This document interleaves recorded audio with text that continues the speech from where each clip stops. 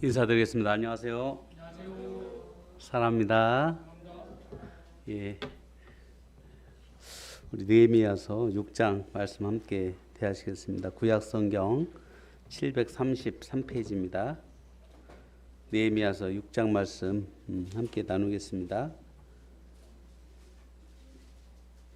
구약성경 733페이지 느헤미야서 6장 1절부터 오늘 9절까지 한번 나누도록 하겠습니다.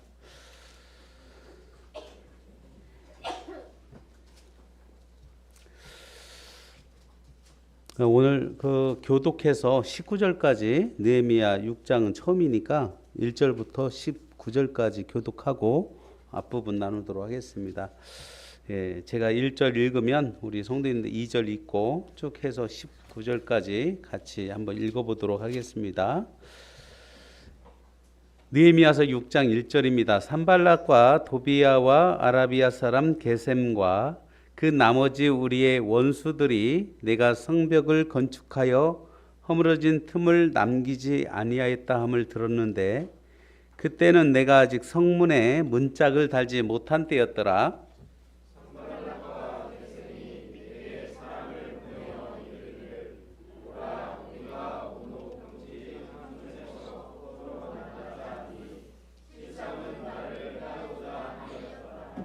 내가 곧 그들에게 사자들을 보내어 이르기를 내가 이제 큰 역사를 하니 내려가지 못하겠노라. 어찌하여 역사를 중지하게 하고 너희에게로 내려가겠느냐 하매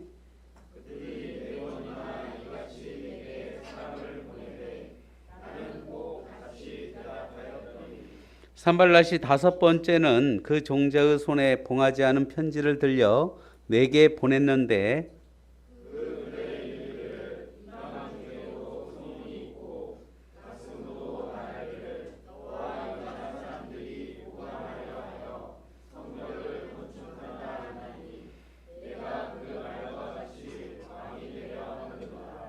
또 내가 선지자를 세워 예루살렘에서 너를 들어 선전하기를 유다에 왕이 있다 하게 하였으니 지금 이 말이 왕에게 들릴지라. 그런즉 너는 이제 오라 함께 의논하자 하였기로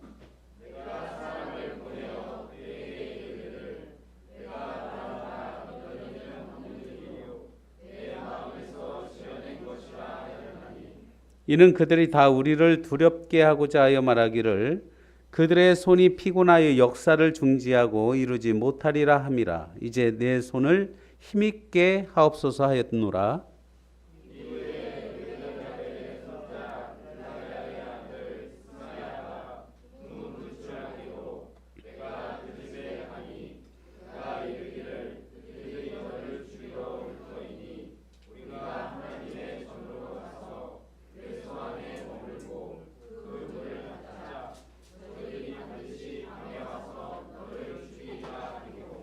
내가 이르기를 나 같은 자가 어찌 도망하며 나 같은 몸이면 누가 외소에 들어가서 생명을 보존하겠느냐. 나는 들어가지 않겠노라 하고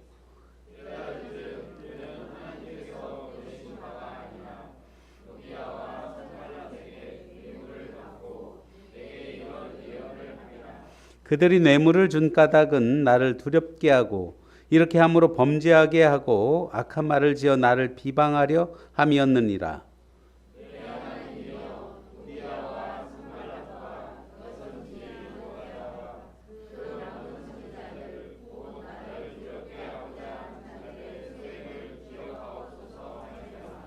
성벽 역사가 52일 만인 에루럴 25일에 끝나매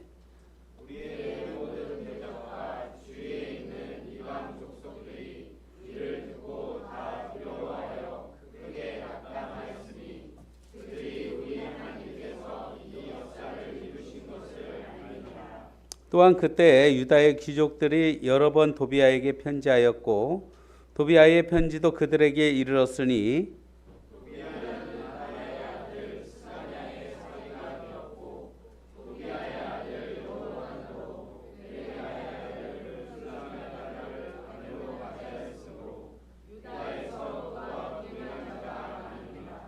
그들이 도비아의 선행을 내 앞에 말하고 또 내 말도 그에게 전하매 도비아가 내게 편지하여 나를 두렵게 하고자 하였느니라. 아멘. 예, 느헤미야서 6장 말씀을 수요일 날 시간 허락하시는 대로 함께 교제하고자 하는 마음이 있습니다. 6장 1절부터 살펴보겠습니다. 산발락과 도비아와 아라비아 사람 게셈과 그 나머지 우리의 원수들이 내가 성벽을 건축하여 허물어진 틈을 남기지 아니하였다 함을 들었는데 그때는 내가 아직 성문에 문짝을 달지 못한 때였더라. 그때는 내가 아직 성문에 문짝을 달지 못한 때였더라.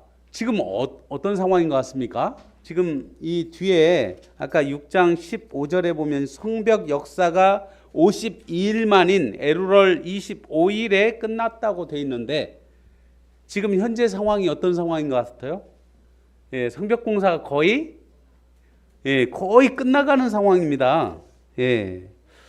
그러니까 어떻게 보면 지금 이 5장까지 여러 상황 가운데 지금 2장에서 하나님의 선한 손이 우리를 도우심으로 이 선한 일을 시작하자고 하고 3장에서는 이 합심해서 열심히 분담 사역해서 성벽 공사를 진행하고 있는데요. 4장에서 내부적인 외부적인 그 공격과 5장의 이 내부적인 이 어떤 그 방해적인 상황들이 쭉 있는데 6장에서 바로 성벽 공사가 마무리가 됩니다. 이 느헤미야서 사실 13장까지 뒤에 아직 많이 남았는데 성벽 공사는 여기서 마무리가 되는 상황인데 며칠 걸렸다고요?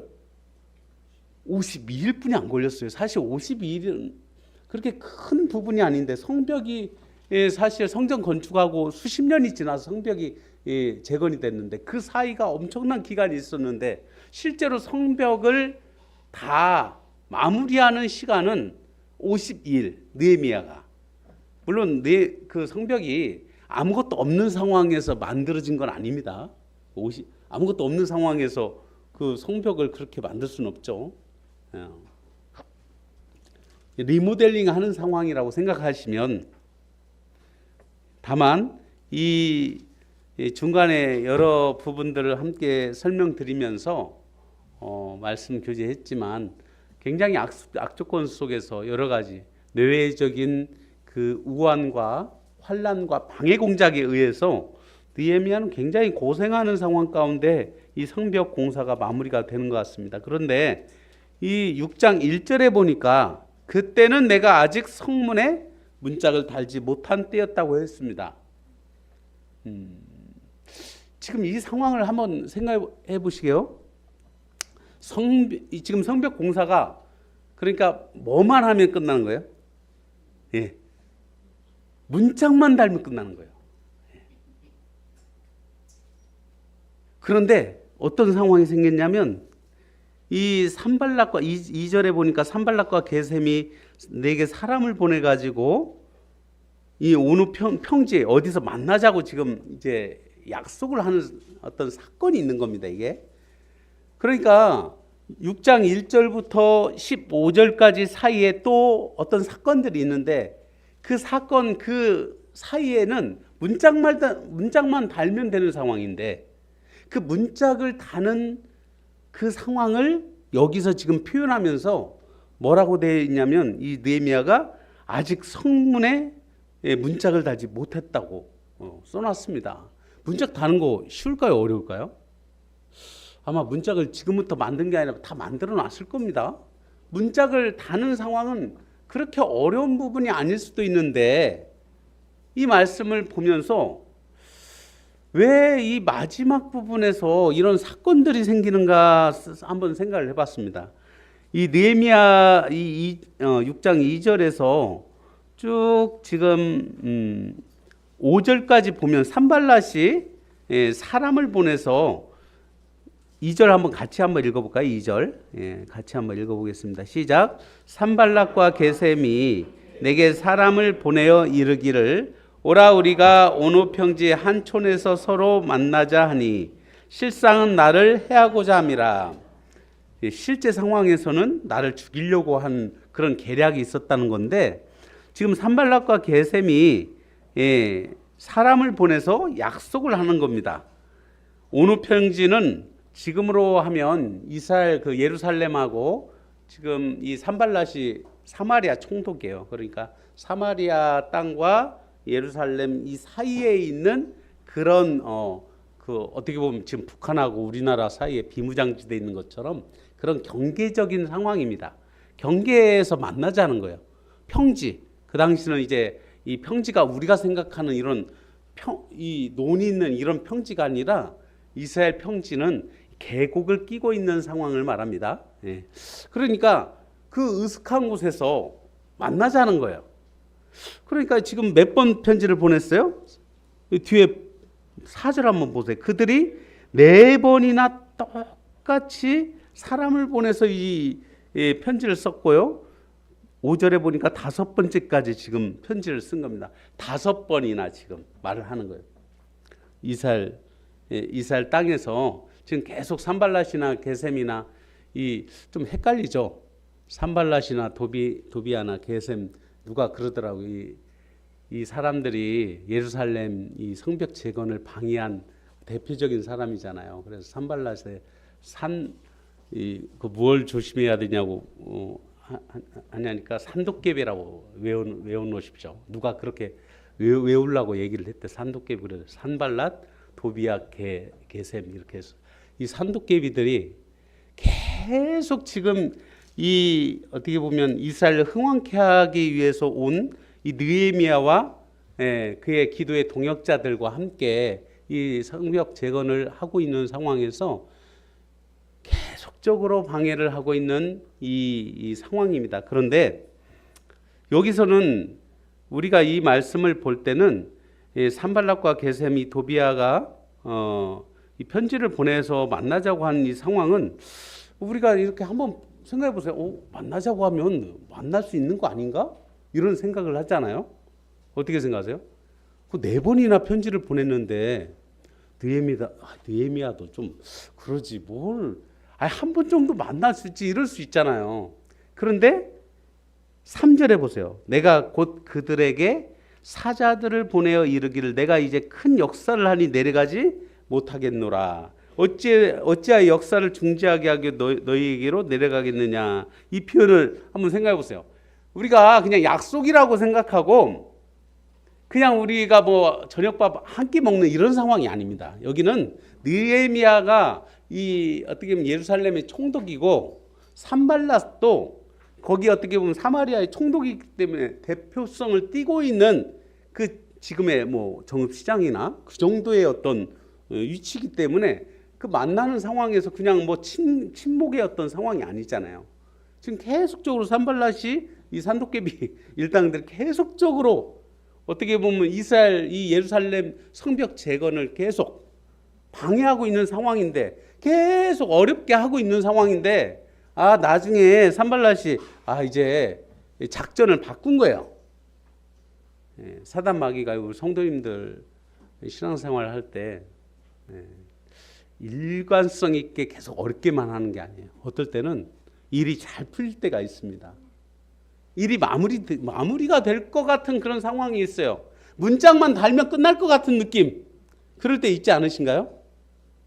내가 어떤 일을 기도하고 있는데 다 마무리가 될 것 같은 그런 상황이 있다는 거예요. 성벽 재건이 이제 눈앞에 다 다가왔단 말이에요. 문짝만 딱 달면 끝나. 그런 상황인데 이 사건 한번 잘 보세요. 이 사단 마귀가 이제는 계속 공격하고 그리고 막 그냥 가서 한 번에 다 무기를 가지고 가 전쟁을 일으킬 것 같이 그렇게 계속적으로 압력을 가하고 위협을 했던 협박했던 실제로 막 그냥 계속 공격했던 그 일당들이 이제는 만나자고 하는 거예요. 아마 이 산발랏과 도비아와 게셈도 어떤 상황일까요? 이제 그렇게까지 공격을 해도 정말 끈질기게 그렇게 어렵게 했는데도 이 느헤미야 일당들이 포기하지 않고 끝까지 성벽 재건을 이루어내고 있는 이 상황을 옆에서 보면서 처음에는 여우가 올라가도 무너질 것 같다고 비웃으면서 그렇게 놀리고 조롱하면서 이 성벽 재건을 방해했는데 계속 성벽 반절이 이렇게 힘들여서 마음을 들여서 우리 이 동역자들이 같이 성벽이 중건돼서 반절이 올라가니까 얼마나 두려웠겠습니까? 이제는 다 올라가서 문짝만 다는 상황, 문짝만 달면 이제 끝나는 상황인데 산발락과 도비아와 게셈의 입장에서는 아마 이 마지막 기회라고 생각했을 것입니다. 그래서 어떤 작전? 신사적인 작전을 쓸 때가 있어요. 우리 성도님들도 신앙생활 하다가 이제 사단마귀가 우리에게 주는 어떤 상황 가운데는 불편함과 어려움만 있는 게 아닙니다. 어떨 때는 편안할 때가 있어요. 편안할 때. 글자를 잘 기억하십시오. 평안이 아니라 써야 되겠다.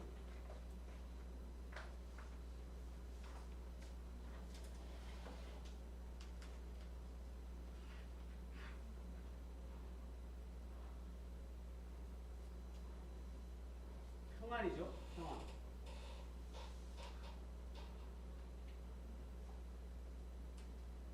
글자가 좀 어때요? 비슷하죠? 둘 중에 어떤 걸 원하십니까? 네? 이거요? 1번? 1번이요? 예. 근데 대부분 사람들은 편안한 사람이 평안하다고 생각해요. 무슨 말이냐면 라이트 있나요? 예약을 딱 해놓고 라이트 있어요. 갑자기 있어서 죄송합니다. 무슨 뜻이냐면 이렇게 겉보기 편안하다는 게 뭐예요? 지금 편안하게 지금 앉아 계시잖아요. 지금 편안하게 앉아 계신 거거든요. 옛날에 무릎 꿇고 뭐 말씀 들을 때 생각하면 편안한 거 이게. 그렇죠, 모치님. 지금 굉장히 편안한 거예요. 예. 옛날에 막 1시간씩 무릎 꿇고 있으면 이게 내 다리인가 아닌가 이런 헷갈리는 상황이 지금 이렇게 웃으시는 분은 옛날에 경험을 하신 분이고 웃지 않으신 분들은 경험을 해본 적이 없어요. 그리고 잘 보세요. 편안하게 하기 위해서 제가 옛날에 기도할 때 어느 순간인가 여기 무릎 밑에다 작은 의자를 받치기 시작했습니다. 형제님들이. 기억나세요? 그거 안 보셨구나. 저는 그 묵게는 이 작은 의자 어디 있을 거예요. 여기도.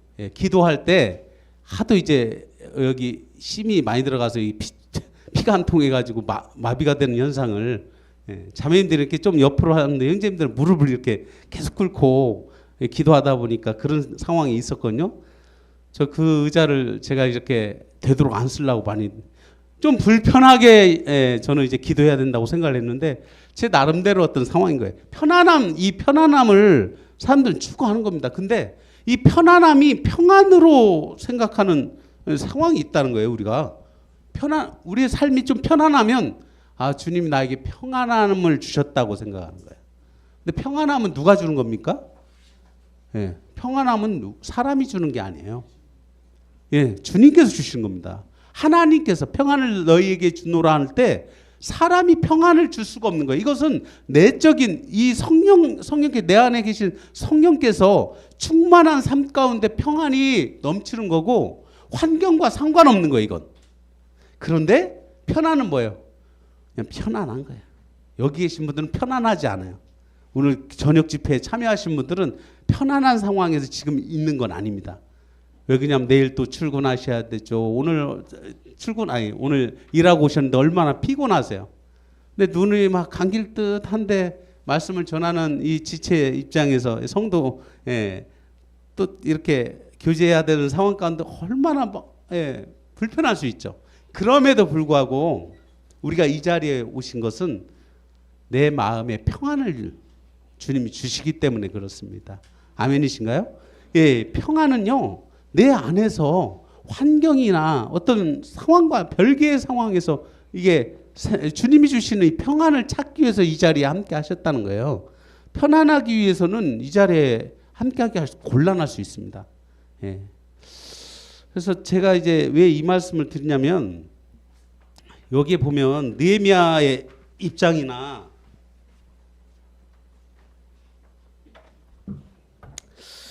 이스라엘 백성들이 한 손에는 연장을 들고 한 손에는 무기를 들고 파수꾼까지 막 세워가지고 며칠 지금 50일이라고 했지만 날밤 새면서 일하면서 파수하면서 적을 막으면서 이렇게 성벽 공사를 할 때 어떤 그 육신적으로 편안했을까요? 저는 그 상상만 해도 어떻게 그렇게 할 수 있을까? 거의 불가능 같아요, 진짜. 불가능한 일들이 이루어진 겁니다. 불가능한 상황이 이루어진 거예요. 52일 만에. 뭐 하나님께서 말씀을 뚝딱 만드시는 사람을 만들듯이 그렇게 한 게 아니라 하나님께서 하나님의 사람을 세우셔서 하나님의 사람들과 함께 기도하는 기도의 동역자들을 세우셔서 예루살렘 이 성벽 재건을 52일 만에 완수하신 이 사건.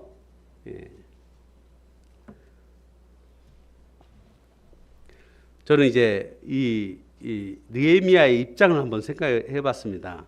보통 저희 입장에는 6장 1절에 후반부에 그때는 내가 아직 성문에 문짝을 달지 못한 때였더라 하면 보통의 상황에서는 우리가 그렇게 표현할 수 있잖아요. 이제 문짝만 달면 끝이다 이렇게 생각할 수 있는데 이 사명자는 느헤미야는 지금도 어떤 마음이냐면 하나님의 이 큰 사역 가운데 아직 문짝을 달지 못한 상황 가운데 혹시라도 적이 쳐들어오면 어때요?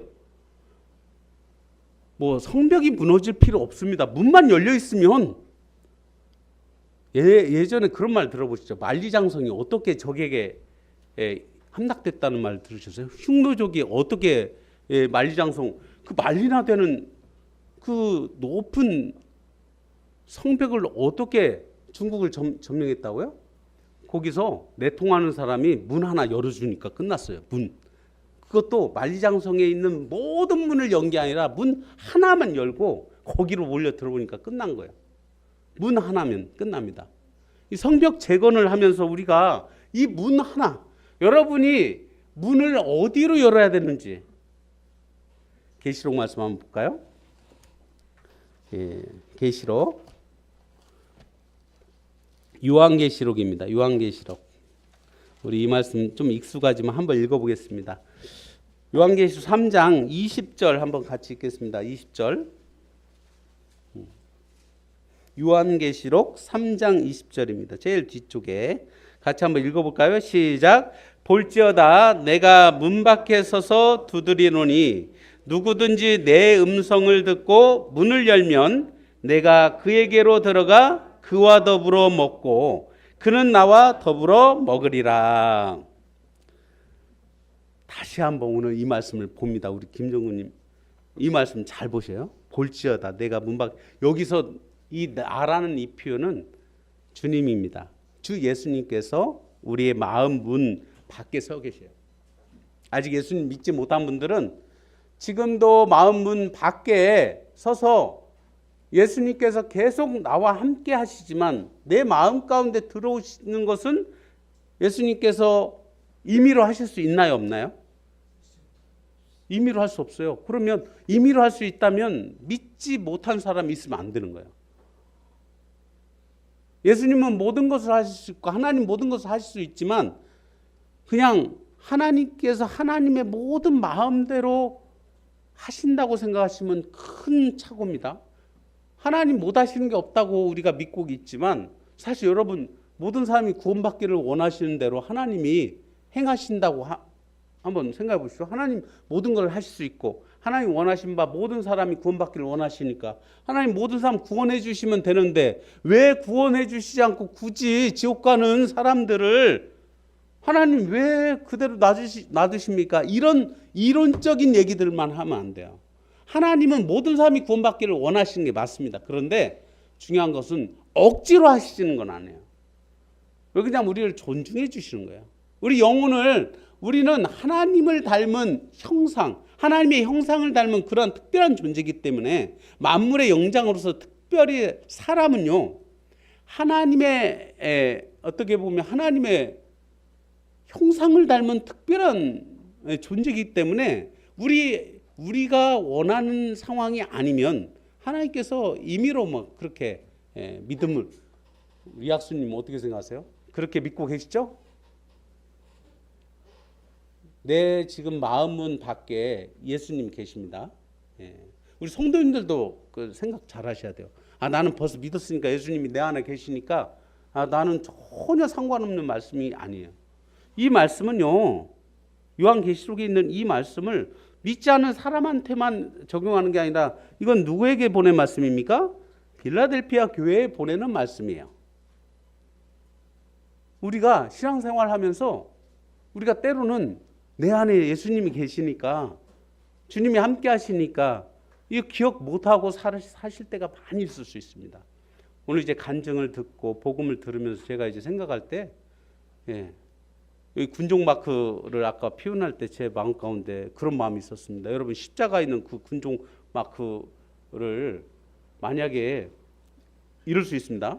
제가 이제 오늘 간증을 듣고 이 부분 생각한 거예요. 우리 강혜인제가 이 군종 마크, 이 십자가를 띄고 갔다고 생각해 보세요.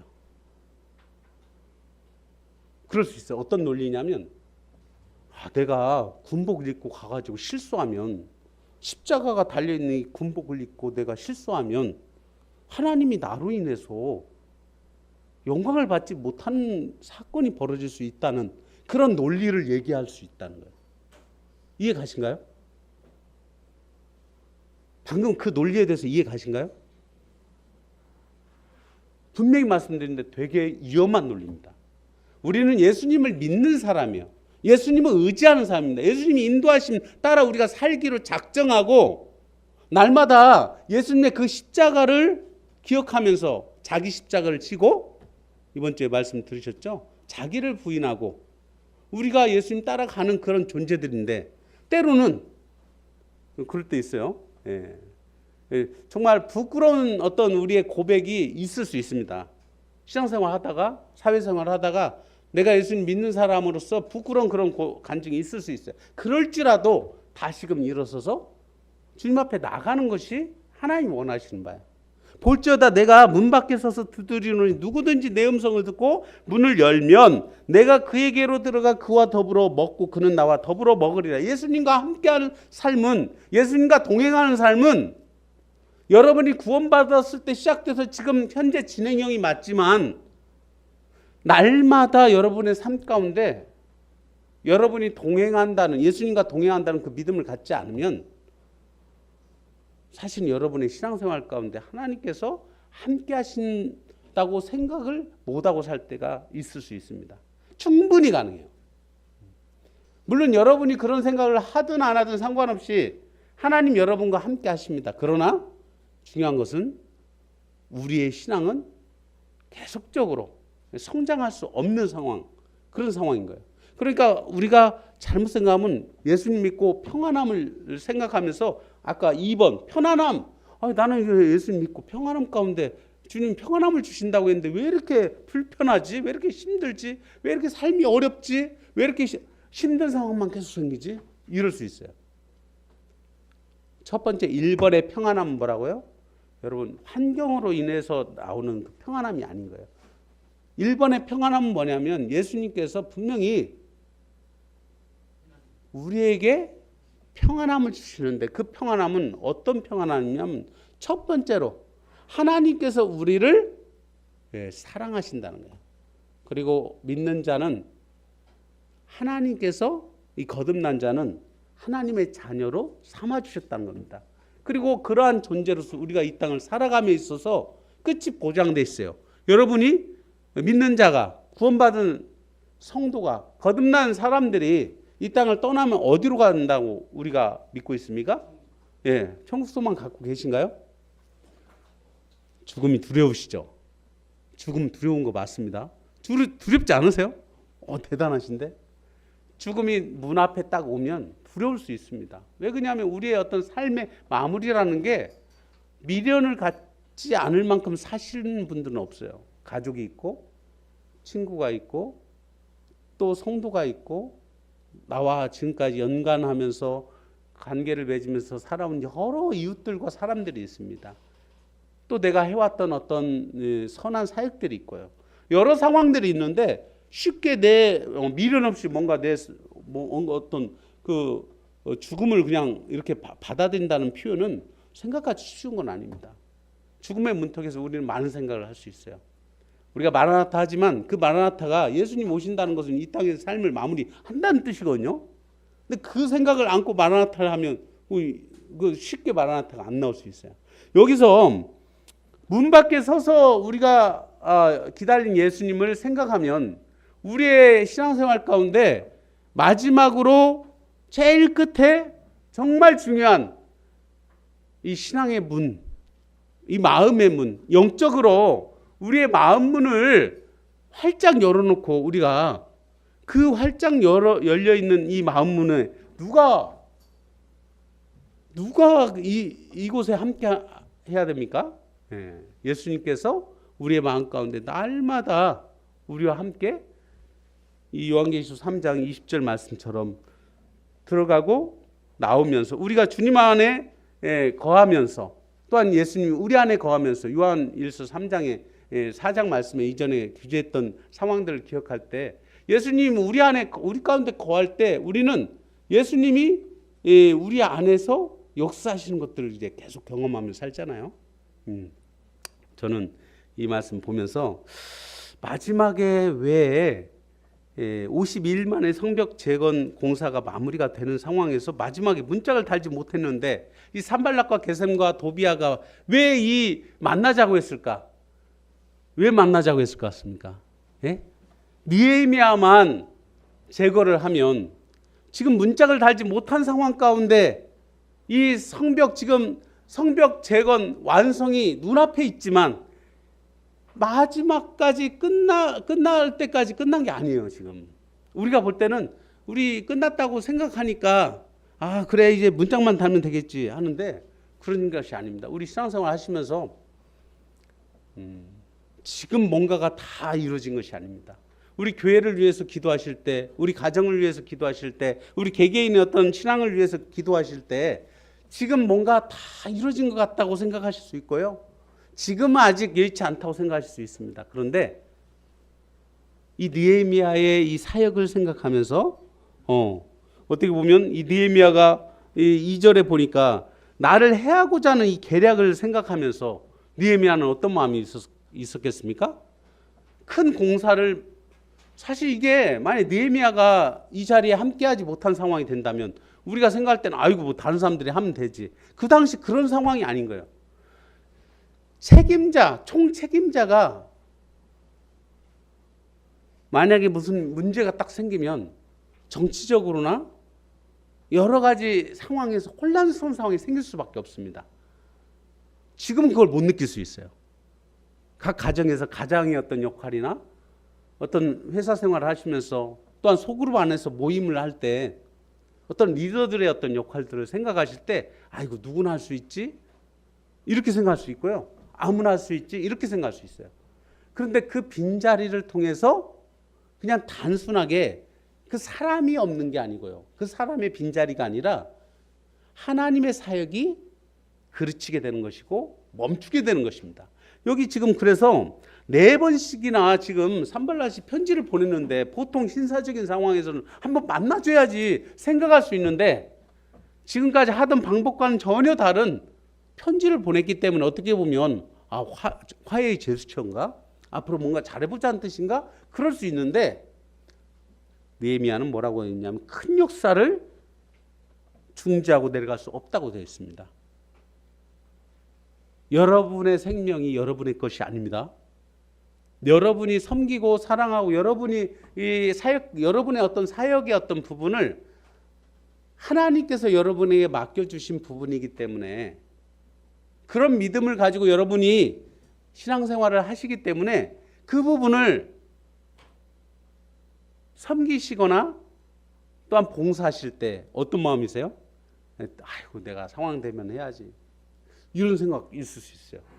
그게 편안함입니다. 2번. 내가 상황 되면 가끔 이렇게 우리가 또 거기에다 이제 주님 인도하심이 있으면 해야지 이렇게 좀 편안한 어떤 그 상황을 생각할 수 있어요. 근데 우리가 1번 평안함 가운데 어떤 일들을 주님의 사역을 감당하는 상황이라면 우리는 사실은 하나님이 원하시고 기뻐하시는 일들을 해야 되는 것입니다. 이 저녁에 이 자리에 함께 하신 우리 성도님들도 아마 마찬가지일 겁니다. 그러시죠? 저녁에 피곤한 중에도 우리가 이 자리에 함께 할 수 있는 이유는 하나님이 먼저 그 나라 그 의를 구하라 했고 모이기를 힘쓰라고 했고 모이기를 패하는 어떤 이들의 습관과 같이 하지 말라는 그 말씀 한 말씀 붙잡고 사실 하는 경우도 있어요. 안 그러신가요? 혹시라도 모이실 때 막 날마다 충만한 삶 가운데 아이고 오늘은 어떤 말씀을 전해줄까 막 그냥 두근두근하고 막 아침부터 막 긴장되고 막 그러신가요? 그 정도는 아니시죠? 예, 죄송합니다. 그러시면 참 좋은데 그런데 하나님께서 우리에게 명하신 그 말씀대로 우리가 할 때 편안하지는 않을 수 있습니다. 불편한 상황을 감수하셔야 돼요. 그런데 우리 마음 가운데 끝나고 그래도 집회 끝나고 집에 돌아가시 쉬실 때는 어때요? 마음 가운데 평안함이 있으신가요? 네, 저는 평안함이 있습니다. 그래도 하루 뭔가 수요일 날 집회 끝나고 집에 돌아가면 조금 늦게 들어가도 직장 생활 다 마치고 들어온 상황은 좀 뭔가 달라요. 우리 성도님들하고 인사하고 또 말씀 안에서 내 자신을 뒤돌아보고 또 우리 성도님들 간증 들으면서 어떻게 사셨는가 뭐 궁금하다는 표현보다 저렇게 또 주님 역사하심이 있구나. 또 이제 복음을 10분이라도 전하게 되면 저 개인적으로는 어찌하든지 우리 전근무교회가 하나님이 원하시는 바를 충성스럽게 잘 감당하고 있다고 저는 그런 안위가 있는 것 같아요. 좀 마음이 평안함이 있습니다. 제 마음 가운데. 예. 어찌하든지 4번씩이나 이 편지를 보냈음에 불구하고 안 만난 것은요. 만약에 느헤미야가 예루살렘 떠나서 오노 평지에 갔다고 생각해 보십시오. 혼자 가야 되겠습니까? 그 동역자들과 따라가야 될 거 아니에요. 혹시 문제가 생길 수 있으니까. 여러 사람들이 그리고 또 만약에 별구가 있어서 문제가 생긴다면 지금 계획되어져 있는 여러 가지 어떤 그 성벽 재건의 어떤 이 공사의 어떤 과정들과 어떤 상황들이 있는데 그것이 늦춰지거나 아니면 순식간에 어려워질 수 있다는 겁니다. 큰 역사를 하고 있는 느헤미야의 입장에서는 내려갈 수 없었어요. 그리고 그 다음 상황을 한번 보십시오. 4번이나 그렇게 했는데 내려갈 수 없다고 했습니다. 근데 5절에 뭐라고 되어 있어요? 5번째는 어떤 편지를 보냈습니까? 거기 뭐라고 되어 있어요? 5절 한번 읽어보세요. 시작. 산발랏이 5번째는 그 종자의 손에 봉하지 않은 편지를 들려 내게 보냈는데 봉하지 않은 편지는 어떤 편지인가요? 봉하지 않은 편지요. 지금 우리가 생각하는 헌금함 이 봉투에 봉하지 않은 거하고 다릅니다. 우리 뭐 헌금하실 때 뭐 봉에서 헌금하시지 않으시죠? 뭐 헌금 봉투 막 이렇게 막 풀로 붙여가지고 헌금하시진 않잖아요. 여기 믿으니까 그런 거예요. 만약에 누군가 헌금을 다 이렇게 빼간다고 생각해보세요. 다 봉해가지고 해야 되고 만약에 다른 데 우편 붙이는데 서울로 편지 보내는데 밀봉하지 않고 보내시는 분 계신가요? 혹시? 밀봉 다 하시죠? 근데 이 당시는 우리 종이 문서가 아니기 때문에 파피루스나 이런 옛날 고 시대에는 이게 이런 어떤 이런 부분들을 이걸 이렇게 종이가 아니고 파피루스 같은 건 나무 이제 껍데기 같은 것들을 이렇게 둘둘 말아가지고 여기다가 뭔가 해가지고 인을 쳐야 되는 겁니다. 그런 상황인데 이걸 풀르고 보냈다는 건 뭘 말해요? 가지고 가는 사람도 보고 옆에 전해주는 사람도 보고 다른 사람도 다 보라는 뜻으로 보낸 겁니다. 거기에 뭐라고 돼 있냐면 6절 같이 읽겠습니다. 시작. 그 글에 이르기를 이방 중에도 소문이 있고 가스무도 말하기를 너와 유다 사람들이 모반하려 하여 성벽을 건축한다 하나니 네가 그 말과 같이 왕이 되려 하는도다. 여기서 가스무는 이제 게셈을 말합니다. 지금 이제 결국은 모함을 하는 거예요. 봉하지 않은 편지는 모함입니다. 모함받은 상황들을 이렇게 생각해 보세요. 이 느헤미야는 여기서 물론 이제 그냥 오해라고 하고 뭐 이렇게 마무리한 건 아닌데 우리가 신앙생활하면서 모함을 받을 때 있지 않으신가요? 신앙생활하면서 예수님 믿으시면서 때로는 모함 받을 때 많이 있지 않아요? 특히 우리 성도님들은 잠언 말씀 따라 우리가 말조심을 하기 때문에 말로 막 생색내지 않고 표현하지 않고 굳이 내가 했다고 말하지 않고, 물론 이제 잘못한 것은 내가 했다고 하시잖아요. 그런데 좋은 부분이나 칭찬을 받을 만한 여러 상황에서 굳이 드러내지 않고 나 자신을 뭔가 이렇게 내세우지 않기 때문에 때로는 모함 받는 경우가 상당히 많더라고요. 안 그러신가요? 네, 모함을 받는 경우가 많아요. 여러분, 나 자신이 모함 받는 상황에서 얼마나 참 어려운 상황이 많겠습니까? 느헤미야도 아마 이 말 들었을 때 얼마나 답답했겠어요. 7절에 또 네가 선지자를 세워 예루살렘에 너를 들어 선전하기를 유다의 왕이 있다 하게 하였으니 지금 이 말이 왕에게 들릴지라. 그런즉 너는 이제 오라 함께 의논하자. 그러니까 이 명분이 뭐예요? 그런 오해들이 있으니까 나하고 상의 좀 하자. 근데 어디서 만나서 하자는 거예요? 본인이 오는 것도 아니고 온우평지 가운데서 으슥한 곳에서 무슨 사건 사고가 있어도 전혀 문제없을 만한 그런 장소에서, 굳이 위험한 장소에서, 인적이 드문 장소에서, 뭔가 사건이 일어날 만한 그런 장소에서 만나자는 거예요. 굳이. 왜 그랬는지 모르겠습니다. 무슨 사유는 있겠죠. 근데 8절, 내가 사람을 보내 그에게 이르기를 뭐라고 했습니까? 네가 말한 바 이런 일은 없는 일이요 네 마음에서 지어낸 것이라. 우리 오해 받으실 때 어때요? 모함 받으실 때 여러분 전혀 그런 상황이 아닐 때가 있습니다. 그러시지 않아요? 전혀 오해가 될 만한 어떤 소지가 있을 때도 있지만 사실은 어떤 때는 전혀 그런 상황이 아닌데도 불구하고 그런 말들을 들을 때 어떠세요? 우리 성도님들, 저는 이제 여러 번 그런 이야기들과 기도 제목을 들었기 때문에 정말 말도 안 되는 상황들이 있을 때가 있습니다. 물론 이제 그런 어떤 오해의 소지나 여러 가지 중간에 부득이한 상황들이 있을 수 있지만 이 느헤미야의 입장에서는 정말 억울하고 아닥사스다 왕 앞에 그가 기도함으로 왕이 좋게 여기시거든 나를 내 조상 땅으로 보내달라고 해가 허락까지 다 받고 모든 것을 그 왕에게 받아가지고 신임을 얻고 왔는데도 불구하고 이렇게 모함을 받는 이런 상황에서 얼마나 안타까운 상황입니까? 그런데 그런 일이 일어날 때 우리는 한 가지 힌트를 드리겠습니다. 교회 안에서 만약에 어떤 모함이나 어떤 그런 상황이 있을 때는요, 사단 마귀는 그것을 감정적으로 대응하도록 합니다. 여러분, 보통 우리가 사람들은 그런 억울한 일이 있으면 그것을 그럴 수도 있다 이렇게 생각하는 사람 없어요. 먼저 첫 번째 반응은 뭐예요? 말도 안 되는 상황 어떠세요? 그거 표현하실 때 어때요? 얼굴색 하나도 안 변하시고 그럴까요? 진짜 듣고 보니까 눈이 먼저 어때요? 눈이 시둥그레지죠. 말도 안 되는 상황이 있어요. 말도 안 되는 상황이, 진짜 말도 안 되는 상황이 있다는 거예요.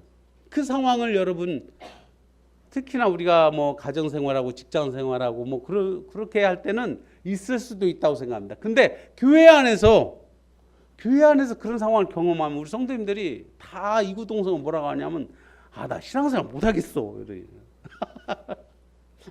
아니 뭐 이곳에 꼭 있다 없다 이 말씀을 드린 게 아니라 저를 포함해서 누구나 마찬가지예요.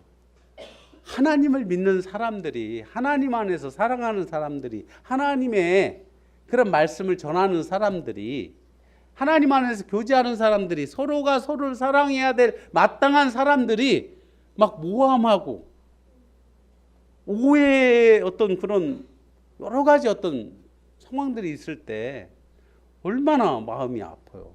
그리고 진짜 말도 안 되는 상황이 있었을 때는 더 눈이 시둥그레지고 감정적으로 그런데 대응하면 안 됩니다. 감정적으로 대응할 수밖에 없는데 감정적으로 대응하시면 안 돼요. 좀 어폐가 있나요?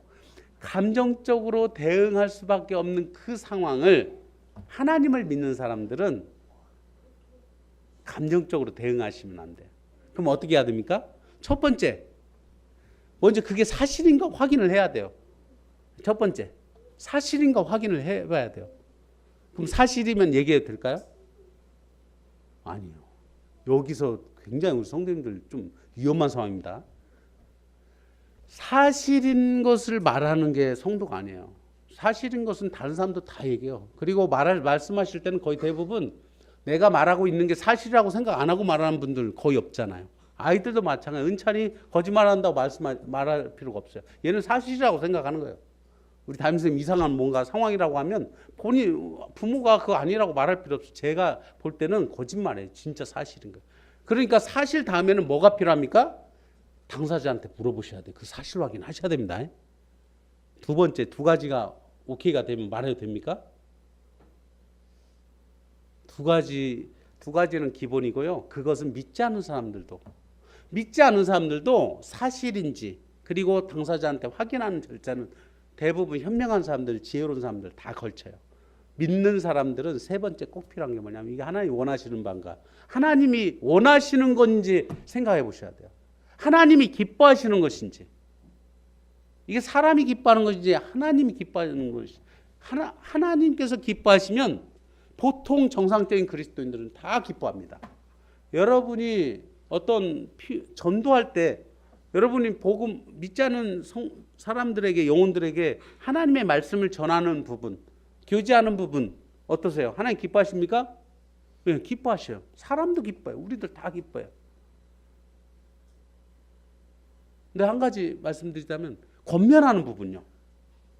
그게 사실이고 당사자한테 확인했을지라도 그냥 하나님 기뻐하신다고 그냥 믿고 무조건 하시는 건 지혜로운 모습이 아닙니다. 하나님 기뻐하시는 부분은 그것은 다른 성도들도 다 기뻐해야 되는 건데 그러지 않은 경우들이 많습니다. 우리가 신앙생활하면서 좀 크게 연약한 부분이 있어요. 왜냐하면 이게 맞는 것이고 말씀에 문제가 되지 않는다고 해서 뭔가 표현을 할 때는 하나님이 기뻐하시는가, 그리고 사실은 그 부분을 통해서 사람들도 기뻐해야 됩니다. 어떤 분 교회 안에서 어떤 성도님의 어떤 연약함 때문에 많은 고민과 기도가 있을 때가 있어요. 성도님들 그러시죠? 우리 교회는 진짜 그런 일 많습니다. 정말 한 성도라도 존중해드리고 사랑해드리기 때문에 그분의 어떤 기질적인 연약함이나 그분의 어려운 상황들을 다 주님의 은혜로 받아들이고 인정하면서 최선을 다해서 그분이 신앙생활 잘할 수 있도록 돕고 기도하잖아요. 그렇기 때문에 만약에 이런 어떤 말들이 돌아다니거나 어떤 상황으로 인해서 교회 안에서 신앙생활을 어렵다고 말하고 함께 못하겠다고 이런 표현들 이렇게 들을 때는 너무 마음이 아파요. 그래서 우리가 말이나 일이나 모든 일에 있어서 하나님 오직 주 예수의 이름으로 행해야 된다는 게 그 말씀인 것 같습니다. 9절 같이 한번 읽을게요. 느헤미야서 6장 9절 시작. 이는 그들이 다 우리를 두렵게 하고자 하여 말하기를 그들의 손이 피곤하여 역사를 중지하고 이루지 못하리라 함이라. 이제 내 손을 힘있게 하옵소서 하였노라. 이 부분이 우리 성도님들의 삶 가운데 중요한 포인트 같습니다. 이런 문제들이 있는 것은요, 두렵게 한다는 부분, 이번에 하나님을 경외하라는 부분 말씀 같이 교제하면서 두렵다는 어떤 표현, 하나님을 두려워해야 된다는 부분을 표현했는데 이거 사실은 사람을 두려워하는 상황인 거예요. 이게 하나님이 우리에게 맡기신 이 성벽 재건의 어떤 이 공사들을 행해야 되는데 우리는 때로는 사람을 의식하기 때문에 하나님의 일을 하는 부분에 있어서 주저하는 일이 너무 많다는 거예요. 근데 이것은 이 어떻게 보면 산발락과 게셈과 도비아 이 일당들이 계속 느헤미야가 하는 느헤미야와 이 동역자들이 성벽 재건을 함에 있어서 힘쓰고 있는 이 상황에서 계속 악한 말들을 지어내고 힘들게 하는 상황 가운데 결국 뭡니까? 그들이 손이 피곤해서 역사를 중지하고 이루지 못하게 하려고 한다는 거예요. 성벽 문짝만 달면 되는 상황인데도요. 문짝만 달면 끝나는 상황인데도 보십시오. 손이 피곤해서 역사를 중지하게끔 하기 위해서 계속 사단 마귀가 여러분의 신앙생활 가운데 여러분 끝날 때까지 끝난 것이 아닙니다. 여러분 주님 나라 갈 때까지 여러분의 신앙생활은요 끝난 것이 아닙니다. 우리가 정말 피곤하고 낙담하고 어려움을 당하는 상황들 충분히 있을 수 있어요. 주님이 주신 평안함 가운데 우리가 살지 못하고 하루하루를 이 주님이 주신 이 평안함으로 살지 못하면 주님을 의지하지 못하면 결국은 편안함을 쫓아가게 되면 그리스도인들이 편안함을 쫓아가게 되면 결국은 신앙생활이 어려워질 수밖에 없습니다. 여러분 그리스도인들은 힘들 수밖에 없어요. 낮에는 일하고 저녁에는 영적으로 또 주님 채워주신 것들을 위해서 이 저녁에 함께 하시는 거잖아요. 여러분 피곤할 수밖에 없고 힘들 수밖에 없고 때로는 거의 불가능같이 여길 수 있습니다. 남들 하는 공부 똑같이 다 하는데 그 시간 쪼개서 집회를 참여해야 되고 말씀을 봐야 되고 기도하는 시간도 가져야 되잖아요. 그리스도인들은 25시간입니까? 혹시? 여러분 하나님께서는 믿든지 안 믿든지 똑같이 비를 주시고 시간을 똑같이 주셨어요. 그럼에도 불구하고 믿지 않은 사람들이 사용하는 그 시간하고 믿는 사람들이 사용하는 시간이 다른 게 아닙니다. 그럼에도 불구하고 우리는 믿는 사람으로서의 어떤 삶과 똑같이 믿지 않은 사람들이 사용하는 그 시간을 플러스 해가지고 거의 불가능한 일하면서 피곤함에도 불구하고 이 저녁의 말씀으로 함께하는 이런 시간들을 우리가 함께하고 있는 이 상황은 어떻게 보면 주님이 우리에게 이렇게 그랬죠. 여러분 가능한 부분은 사람이 할 수 있습니다. 근데 여러분의 삶 가운데 정말 제 삶을 뒤돌아봐도 정말 불가능한 것 같은 삶들을 살아온 것 같아요. 어떻게 여기까지 이렇게 살아왔지? 하고 우리 성도님들 한 분 한 분의 삶 가운데 그러시죠? 안 그러세요? 저는 이제 여러분의 삶을 다 알지는 못해도요. 여러분의 삶 가운데 거의 불가능한 여러분이 예수님 믿고 나서 정말 하나님이 기쁘시게 해드리고 사람 앞에 선한 간증을 위해서 얼마나 남들보다 2배, 3배를 더 뛰시고 오해도 많이 받으시고 모함도 많이 받으셨을 거 아니에요. 그 피곤한 몸을 이끌고 교회로 오셔서 주님이 주신 평안함 가운데 다시금 새 삶을 시작하는 그러한 우리들의 어떤 신앙의 삶을 주님이 책임져 주시라 믿습니다. 기도하시겠습니다. 아버지 하나님, 우리들의 이 연약한 무릎을 세워주시고 우리들의 이 손을 이 능력의 손으로 주님의 선한 손길로 함께해 주셔서 저희들이 삶을 살아감에 있어서 부족하고 힘들고 때로는 어려운 상황들이 많이 있습니다. 주님이 함께해 주신다는 그런 믿음을 가지고 느헤미야가 정말 이 적들의 이 괴계에 참 어려움을 당하지 않고 끝까지 참 믿음을 지키고 하나님의 사역에 초점을 맞춰서 주님을 따라가는 그러한 아름다운 신앙을 살아낸 것처럼 아버지 하나님 저 근무계 모든 성도님들의 삶 가운데도 느헤미야의 이러한 사역의 그러한 참 능력을 우리가 맛보고 경험할 수 있도록 주님께서 은혜 베풀어 주시기를 이 시간 간절히 원합나이다. 아버지 하나님 저희들 정말 힘없고 능력이 없고 때로는 참 미련하고 어리석은 그런 일까지도 있습니다. 하오나 아버지 하나님 날마다 저희들 마음 문을 참 주님 앞에 열고 주님이 우리의 마음 가운데 함께해 주심으로 주님께서 우리 안에 거하시는 그러한 놀라운 믿음의 역사 가운데 저희들의 신앙이 참으로 날마다 성숙되어지고 성장되어지는 그러한 자들이 될 수 있도록 주님 도와주시기를 간절히 원합나이다. 그리함으로 참 하나님께서 친히 52일 만에 이 느헤미야와 동역자들을 통해서 성벽 재건을 완수하신 것처럼 저희들도 근목교회가 정말 성장함으로 성숙한 그런 교회로서 성장함으로 정말 이 마지막 세대에 하나님 기쁘시게 해드리고 하나님이 원하시는 그런 아름다운 정말 신약교회의 진리를 쫓아 행하는 그런 교회로 삼아주시고 그렇게 성장할 수 있도록 주님께서 은혜를 베풀어 주시기를 간절히 원하옵고 이 모든 기도를 살아계신 예수 그리스도의 이름으로 감사하며 기도드립니다. 아멘.